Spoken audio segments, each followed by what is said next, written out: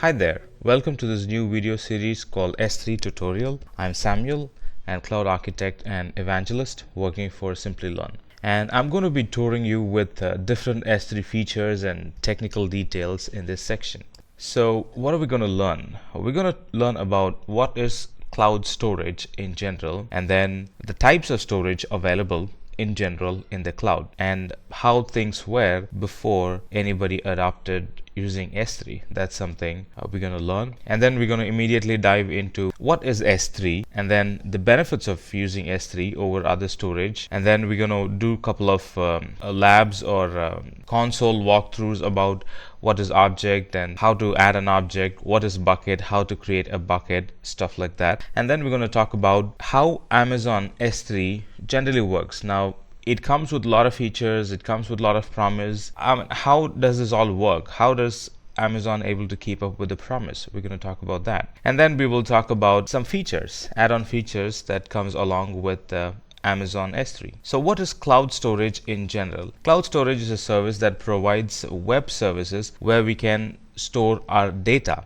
And not only that, the data can be easily accessed and the data can be easily backed up, everything over the internet. In short, if you could store your data, if you could access the data, if you could back up your data, everything you do through the internet, then that's a good definition for cloud storage. And additional definitions are, in cloud storage we only pay for what we use. No commitment, no pre-provisioning, is pay as you go type subscription. And the best part is we pay on a monthly basis. We don't rent a hardware for the year, or we don't give commitment for the whole year. It's pay as you go and pay on a monthly basis. And these cloud storages are very reliable, meaning once you put the data in it, it's never going to get lost. And these cloud storages are scalable. Assuming I have a requirement to store 100 times of what my actual data size is, and I want it now, it's available in the cloud. And these storages are secure as well, because we're talking about data virginity. They need to be secure, and Amazon provides tools and technologies through which we can secure our data, and these are generally not found in the on-premises storage system. So let's talk about the different types of storage in general. So S3 is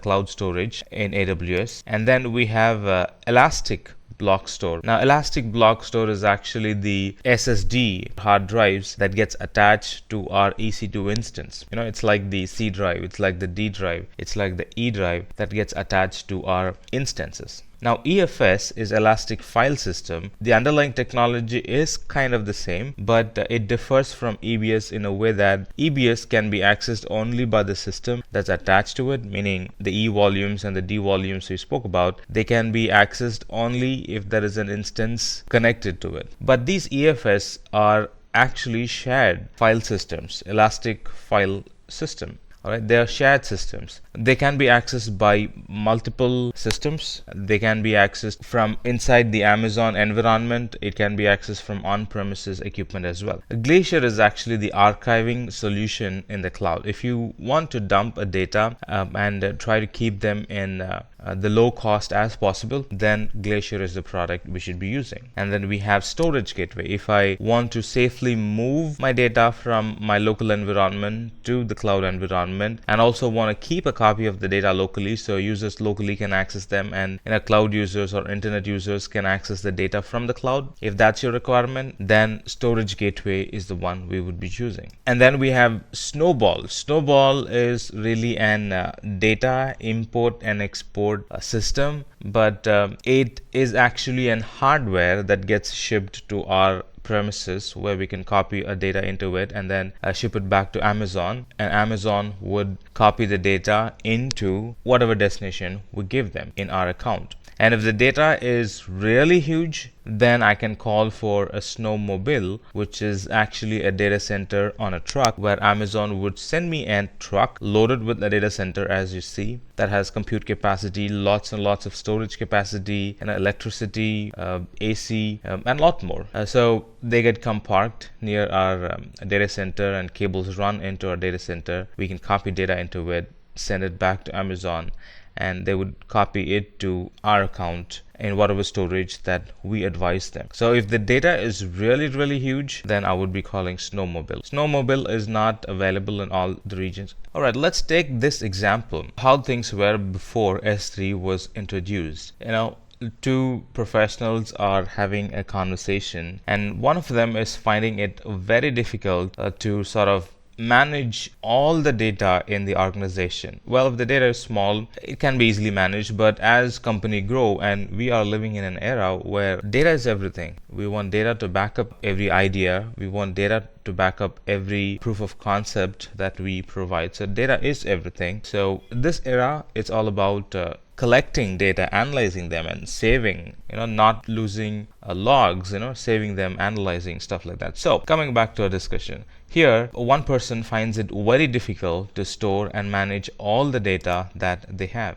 So some of the data that this person is having problem storing is data that application use to running, and then data that get sent to the customers, and data that the websites require, the data that are because of the email backups, and a lot more other storages that an enterprise can have. And this person is having problem backing up all those data. And even if we think of increasing the local storage capacity, that's going to cost a fortune. And few things that make it sometimes impossible to increase the storage capacity in-house is we will have to go and pay heavy to buy hardware and software to run these storages, and we need to hire a team of experts for maintaining them, the hardware and the software. And anytime if there is a dynamic increase in the storage capacity, the on-premises or in-house hardwares won't be able to scale. And data security is very costly when it comes to building our own storage environment in-house and adding data security on top of it. So the other guy in the conversation was sort of quietly listening everything the manager was saying, and then he slowly introduced him to S3 because he knew that all the problem that this manager was worried about can be solved to S3. In other words, all the scalability, all the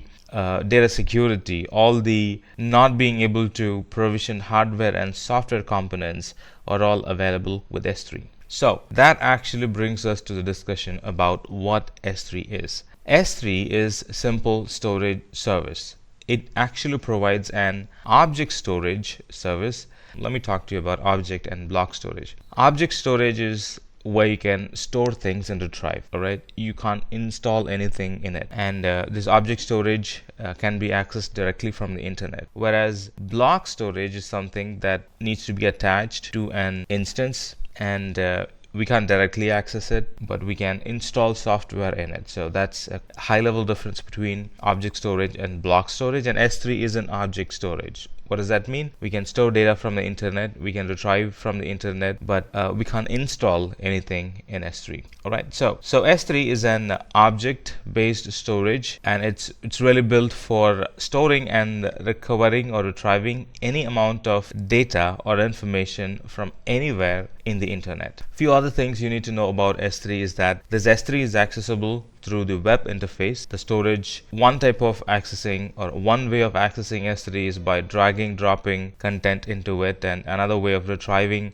data from S3 is go to a browser, click on download. That's going to let you download any content, and the data can be 5 terabytes in size. Now we're talking about one file. You can have hundreds or thousands of files like that. One file can be as big as 5 terabytes in size. And S3 is basically designed for developers where they can push logs into S3 or retrieve logs anytime they want instead of storing locally in the server. They can use S3 as code repositories, where they can save the code and have the applications read the code from there, and a lot more. If they want to safely share the code with another person with a lot of encryption and security added on top of it, that's possible as well. So there are a few things about S3, and on top of all this, S3 provides 11.9 durability and 4.9 availability. Meaning durability is if I store the data, will it get lost? Amazon is like, no, it's not going to get lost. You're going to have the data because because we provide 11.9 durability for the data. And availability is, if you want the data now, will you be able to show it? Amazon is like, yes, we will be able to show it. We have 99.99% availability, and when you request the data, we will be able to show the data to you. Alright, so let's talk about the benefits of S3. S3 is durable. As we saw, it provides 11.9 durability. S3 is low cost. Out of all the storage options in Amazon, S3 is the cheapest, and S3 is very scalable. Like we were saying, there's no required to pre-provision a storage capacity. If you need more, go ahead and use more. If you need even more, go ahead and use even more.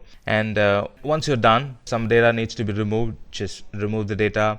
So that particular month you would be paying less. So it's very scalable in nature, and it's very available as well. S3 isn't regional service. It's not based on one availability zone. So one availability zone going down within Amazon, the whole availability going down, it's not going to affect your ability to access S3 storage. And S3 is secure. A lot of security features like bucket policy, a lot of security features like encryption, and then MFA authentication are possible with S3 that actually adds a very good security layer on top of the data that we have stored in S3. And not only that, this S3 is very flexible in terms of cost, flexible in terms of where I want to store the data. In terms of cost, there are a lot of pricing tiers within S3. S3 itself is a cheap service. Now within that, we have a lot of pricing tiers depending on the durability. So I can always choose to put data on a different storage tier or storage option in S3. We're going to talk about it as you stick along. And in terms of flexibility in region, I can always choose any of the region available in the console or in the S3 console to put my data to. There is no restrictions on where I can or cannot put the data in the cloud, as long as there are regions available for me to move the data to. And data transferring with S3 is very simple. All I have to do is browse to the bucket, upload the data, and the data gets uploaded. And we can also upload data using CLI. Commands are very similar to Linux. Commands are very similar to what we would use in the run command prompt in Windows, and what we would use in the run command prompt in the PowerShell. Alright, let's talk about a basic building block of S3, which is bucket and objects. Now what's a bucket? What's an object? Object is the actual data, and bucket is the folder where the objects get stored. Let me give you a new definition for object. So object is the actual data plus some information that reference the data, like is it a JPEG file, the name of the file, and at what time it was added to. So they're called metadata. Alright, so object is actually data plus metadata, and bucket is actually a container that receives the data and safely stores in it. And when we add a data in a bucket, Amazon S3 creates an unique version ID and allocates it to the object so we can easily identify it at a later point. Let me show you a quick lab on S3.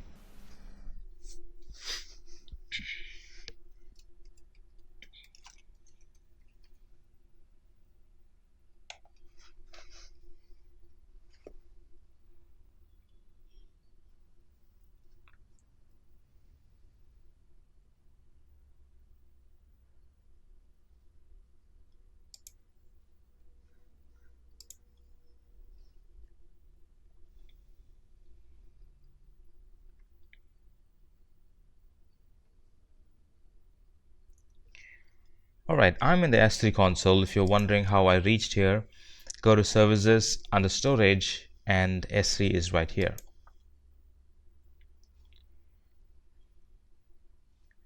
And let's create a bucket called Simplilearn. Now the bucket names will have to be unique. So I really doubt if Simplilearn will be available. Let's check it anyway.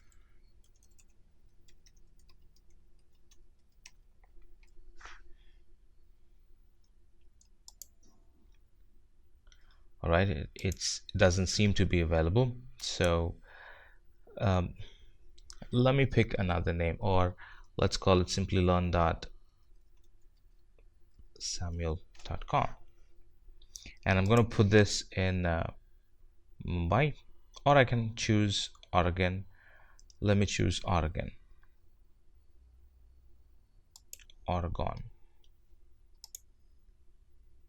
Yes, let me choose Oregon.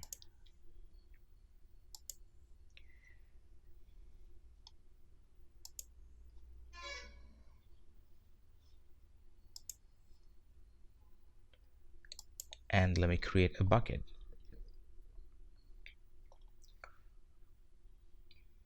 Sure enough, a bucket got created. Let me upload an object into the bucket. And these objects can be as big as 5 terabytes. We talked about it, right?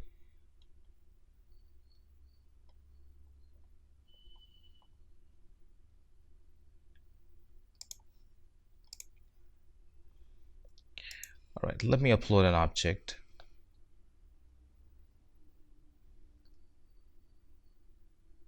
All right, so that's my object. So you get the relation, right? Here's my bucket. All right, here's my bucket, and within that is my object. Now, object is the actual file plus what type of file it is, and then the size of the file, the date in which it got added, and the storage class it is in at the moment. So if I have to access it, I can simply access it through the internet. So let's talk about how does this S3 bucket work anyway. Alright, so how does it work? A user creates a bucket. They will specify the region in which the bucket should be deployed. We had an option. We could have chosen to deploy in all the regions Amazon provides S3 service.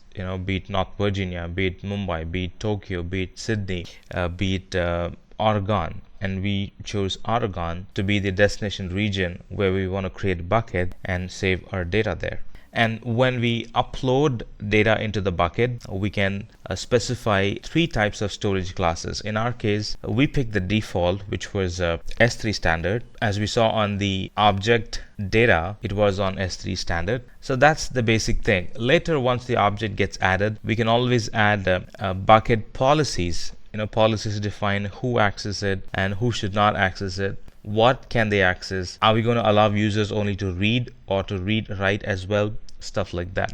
So that's bucket policy. We're defining the life cycle or the lifespan of the data in the S3 bucket. Now, over the time, do you want the data to automatically move to a different storage tier? And at any point, do you want to sort of expire the data, get the data flushed out of your account automatically? Those things can be configured in lifecycle policies. And version control is creating multiple versions. If you're going to use S3 for a code repository, creating multiple versions. Let's say if you want to roll back to whatever you had before a month, how are we going to do it if you kept updating the file and never took a version of it?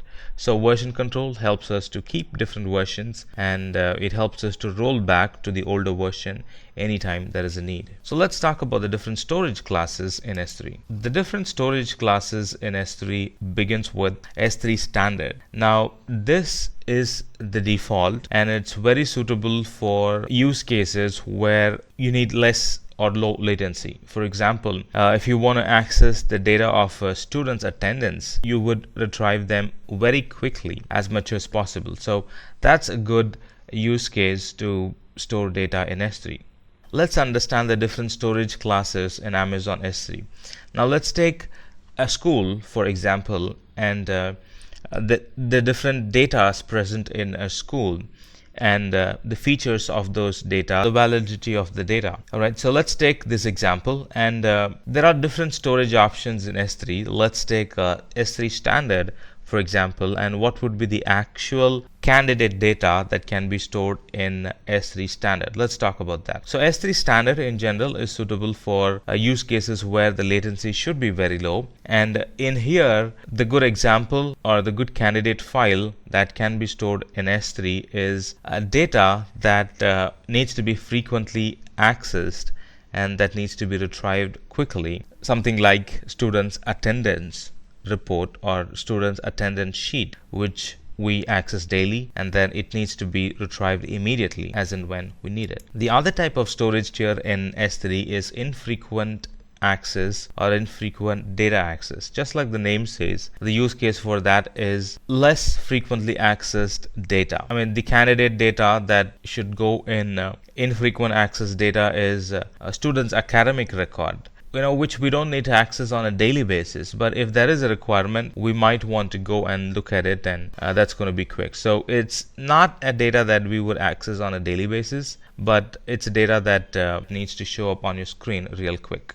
And the third option is Amazon Glacier. Now, Glacier is really an archival solution in the cloud. So for archives, high performance is not a requirement. So let's talk about some candidate data that can go into archives. Something like student's admission fee, and it's not critical also. Now, anytime if you want to look at the data, you can always wait to retrieve the data. So in other words, put it in the archive, and retrieving from the archival takes time. So a student's old record are a good candidate to be put in the archives. The other options are one zone IA storage class, where the data is infrequently accessed and the data is stored in a single availability zone. For example, by default, Amazon stores data in multiple availability zones, and there is a charge for that. Now, it's not an option, but the charge includes storing data in multiple availability zones. But if your data requirement is you want to keep the charges low even further, you can choose a one zone IA storage class where it stores data in one availability zone. And the candidate data that can go in one zone infrequent access is student's report card. And the other option with Amazon S3 is standard reduced redundancy storage. It is suitable for cases where the data is not critical and the data can be reproduced quickly. For example, take a copy of the library book, take a copy of the PDF library book, for example. Now, we would have a source PDF and we would make copies of it, and then we make it available for the readers to read. The other option in S3 is reduced redundancy storage.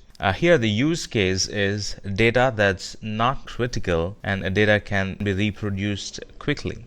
For example, books in the library are not that critical and we always have a copy of the book. We're talking about PDF. So if the customer facing or the student facing book gets deleted, I can always copy the same PDF, put it in the destination folder and make it available for the users to read. That would be a very good use case for reduced redundancy storage. Alright, let's summarize everything that we learned about different storage options in S3. So S3 standard, it's for frequently accessed data. It's the default storage. If you don't mention anything, the data gets stored in S3 standard. It can be used for cloud applications, content distribution, gaming applications, big data analytic, dynamic websites. They are a very good use case for S3 standard frequently accessed data. The other one, on the contrary, is S3 standard infrequently accessed data.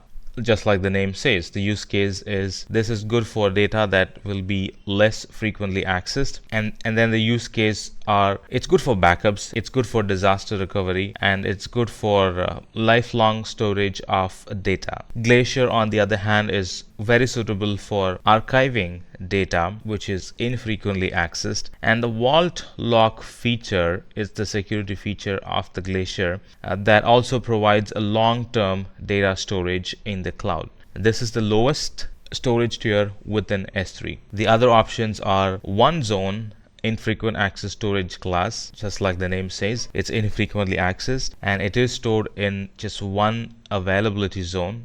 And use cases are any data that doesn't require any high level of security can be stored here in one zone. The fifth storage tier is reduced redundancy storage. This is good for data that's frequently accessed. It's good for data that is non-critical and that can be reproduced if it gets lost. And reduced redundancy storage, or RRS, is an highly available solution designed for sharing or storing data that can be reproduced quickly. Alright, let's compare and contrast a couple of other features that are available in S3. For example, durability, availability, SSL support, first byte latency, and lifecycle management. So in standard, the durability is 11.9 durability. It's the same for standard IA, one zone IA, Glacier, except for reduced redundancy, the durability is 11.9. And availability of all the storage classes is all the same, except for one zone IA, where the availability zone is 99.5%. All of these products support SSL connection, and the first byte latency of these products are, most of them provide access with millisecond latency, except for Glacier. It provides a retrieval time of couple of minutes to a maximum of hours, and all of them can be used for a lifecycle management, moving data from one storage tier to another storage tier. That's possible with all of these storage options. Alright, now that we've understood the different types of storage options available in S3, let's talk about some of the features that are available in S3. Lifecycle management. Now, lifecycle management is a service that helps us to define a set of rules that can be applied to an object or to the bucket itself. Lifecycle is actually moving the data from one storage tier to another storage tier and finally expiring it and completing the life cycle of the object. With lifecycle management, we can manage and store our objects in a very cost-effective way. It has two features basically: transition actions and expiration actions. Let's talk about transition actions. With transition action, we can choose to move the objects or move the data from one storage class to another storage class. With lifecycle management, we can configure S3 to move our data from one storage class to another storage class at a defined time interval or at a defined schedule. Let's talk about transition actions in more detail. Let's say we have our data in S3 at the moment and we haven't used the data for quite some time, and that's how it's going to be for the rest of the time. So that data is a very good candidate to move to the infrequent access, because S3 standard is a bit costlier and S3 infrequent access is a bit cheaper than S3 standard. So the kind of usage sort of fits very well for moving that data into infrequent access. So using lifecycle transition or lifecycle management, I can move the data to S3 infrequent access after 30 days. And let's say that the data stayed in infrequent access for 30 more days, and then now I realize that nobody is looking into the data. So I can find an appropriate storage tier for that particular data again, and I can move it to that particular storage tier, which is Glacier. So in this case, after 30 days or in a total of 60 days from the time the data got created, the data can be moved to Glacier.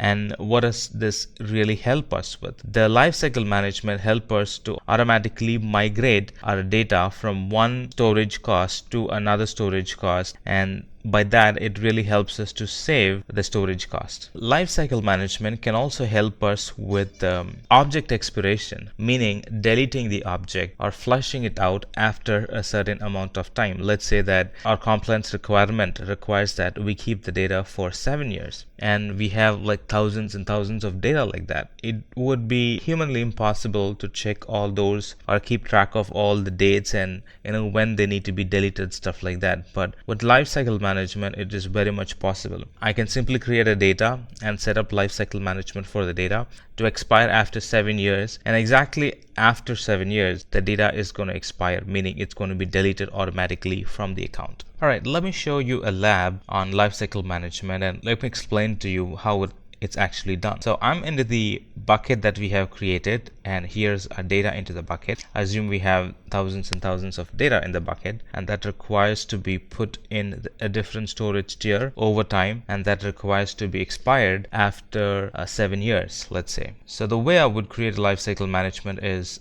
go to management from inside the bucket and click on lifecycle, and then add a lifecycle rule. Just give it a name like expire.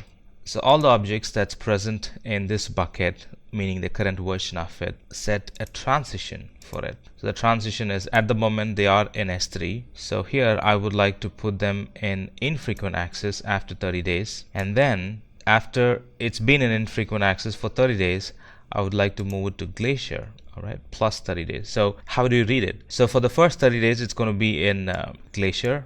So how do we actually read it? So after I put the data in S3, the data is going to get moved to standard IA, and then it's going to stay in standard IA, and after 60 days from the data creation, it's going to get moved to Glacier. So on the 31st day, it's going to move to standard IA.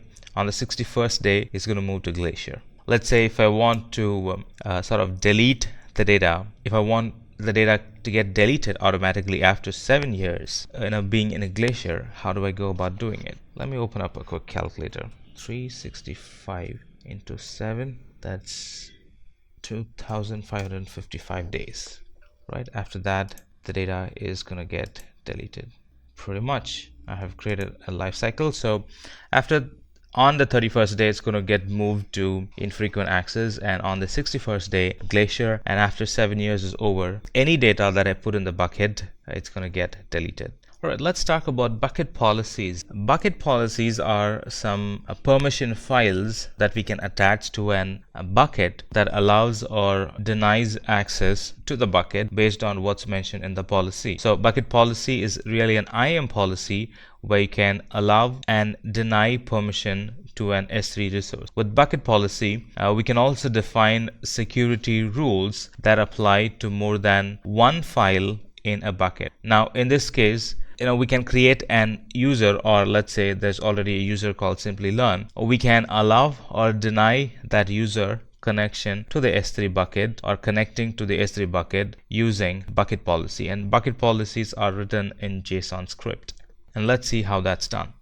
Alright, there are tools available for us to help us create bucket policies. What you're looking at is a tool available online that helps us to create a bucket policy. So let's use this tool to create a bucket policy. I'm going to create a deny statement. I'm going to deny all actions to the S3 bucket. And what is the ARN to which we want to attach? The ARN of the resource is actually the name of the bucket, but it really expects us to give that key in a different format. So the ARN is available right here, copy bucket ARN. So this is actually going to deny everybody. Now we wanted to deny a user, just one user. Now look at that. Now we have a policy that has been created that's denying access to the bucket, and it's denying a user called Simplilearn.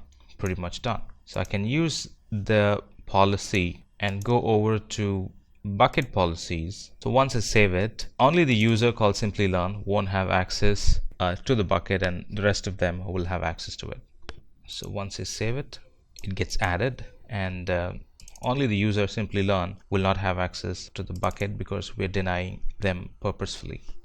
The other features of S3 include data protection. We can protect our data in S3 with now one of which is bucket policy. I can also use encryptions to protect my data. I can also use IAM policy to protect my data. So Amazon S3 provides a durable storage. Not only that, it also gives us a protected and scalable infrastructure needed for any of our object storage requirements. So here the data is protected by two means. One is data encryption and the other one is data versioning. Data encryption is encrypting the data so others won't get access, or even if they get access to the file, they won't be able to access the data without the encryption key.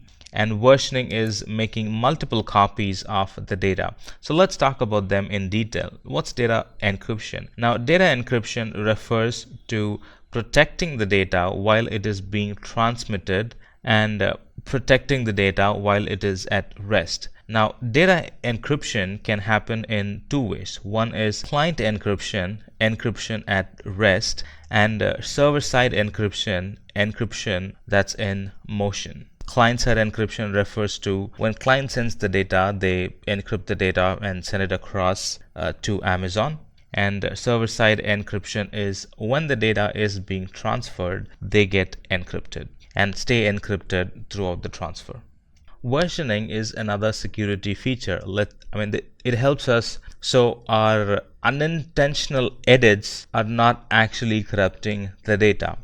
For example, let's say you edited the data and now you realize that the data is incorrect and you want to roll back. Now, how do you roll back? Without versioning, it's not possible. In other words, only with versioning, it's possible. So versioning, it can be utilized to preserve, recovery, and restore any early versions of every object that we stored in our Amazon S3 bucket. Unintentional erases or overwrites of the object can be easily regained if we have versioning enabled. And it's possible only if we have one file with the same key name, and anytime we update the file, it keeps the file name but creates a different version ID.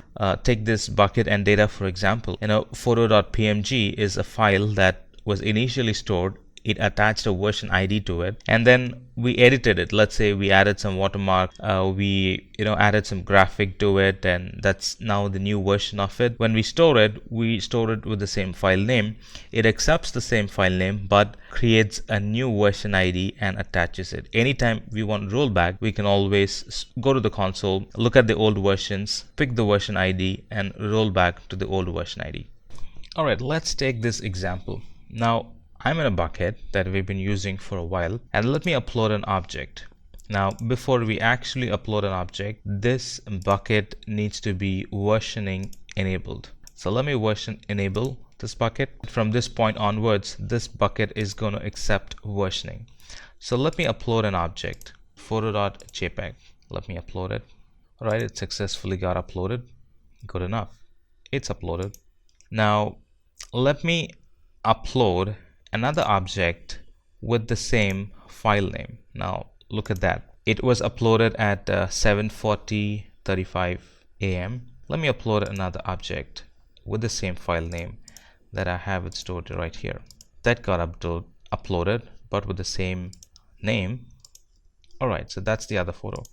Now what if I want to switch back? The way I would switch back is simply switch back to the older version.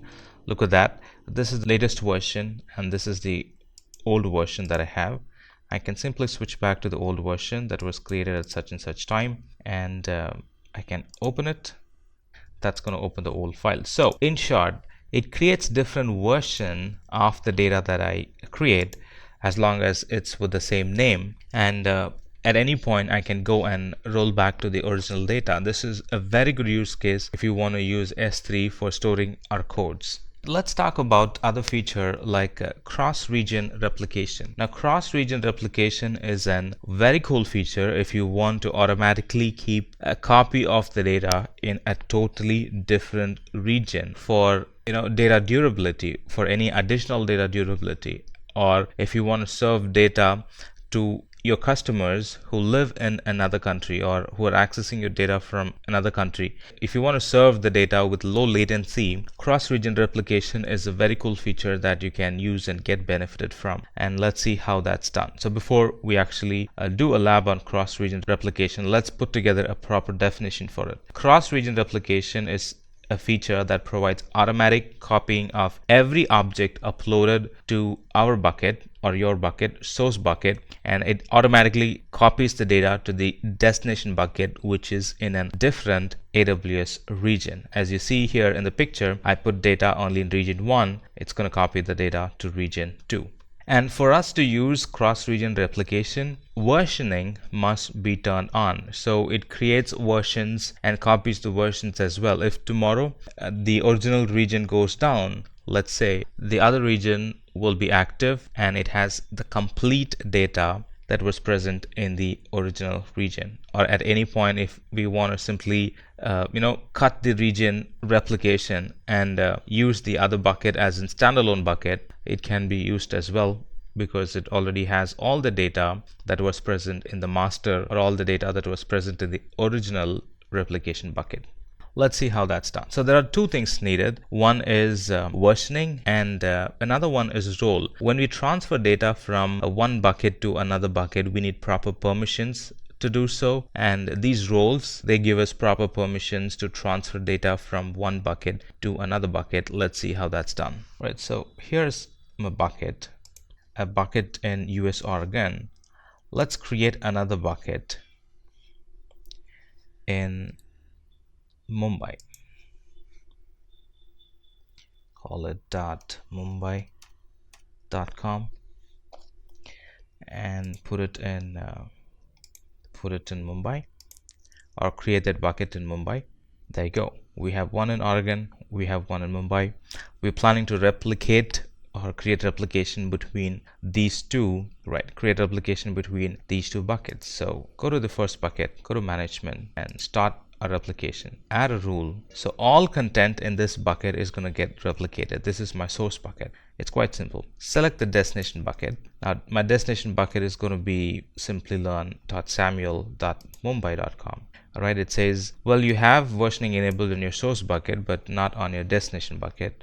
Do you want to enable it now? Without which we won't be able to proceed further. So let's go ahead and enable versioning through the console that shows up. And then, like I said, it's going to require permission to put data onto the other bucket. Now I can create different roles. These are different roles that are used for different other services.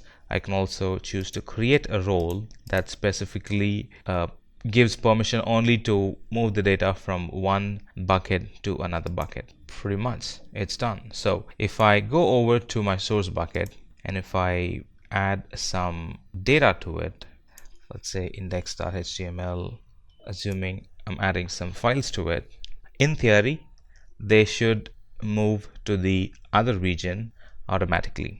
There you go. I'm in the Mumbai region and the they got moved to the other region automatically.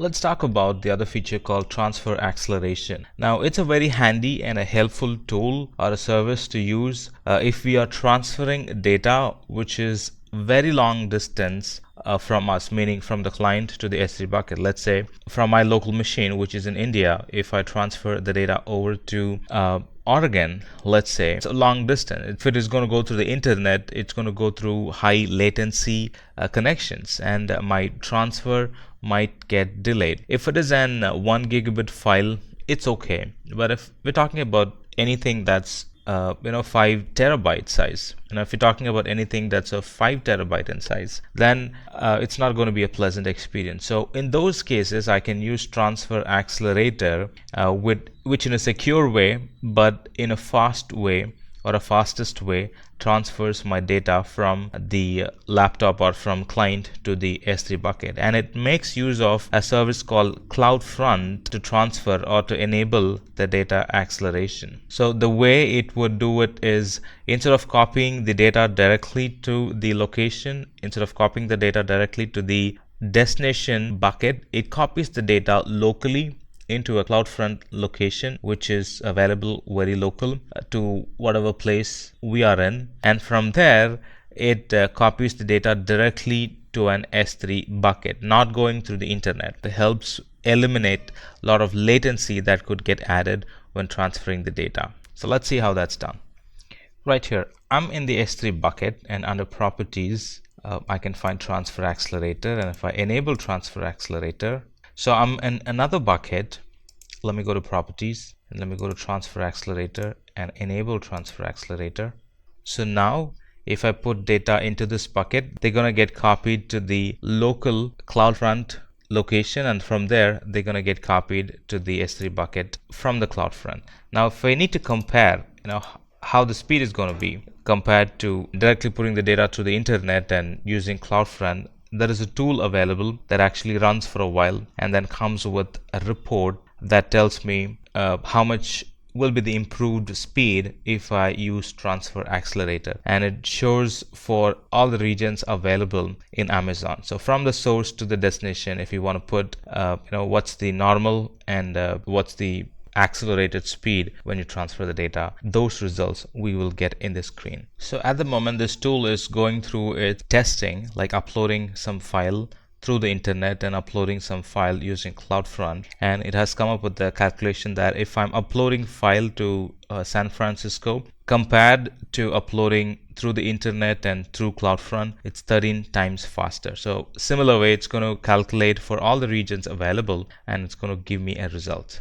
Alright, let's summarize. What did we learn? We started learning with the types of storages available in the cloud, like S3, EFS, EBS, Glacier, Storage Gateway, Snowball, and two types of snowballs available. And then we gradually started to discuss about what is S3 and then the benefits of S3, the durability, the cost, the scalability, the availability, the security, and the flexibility, and the different simple ways of data transfer that S3 offers. And then we did a couple of labs about creating a bucket, creating cross-region replication, creating a bucket policy, things like that. And then we discussed a lot of features that S3 provides, like restricting access, versioning, things like that. And then we discussed a few features of S3 like versioning, creating a bucket policy, how do I secure data in S3. I believe you really enjoyed this session. We will meet again in another similar session like this. Thank you. Bye for now. Hi there, if you like this video, subscribe to the Simplilearn YouTube channel and click here to watch similar videos. To nerd up and get certified, click here.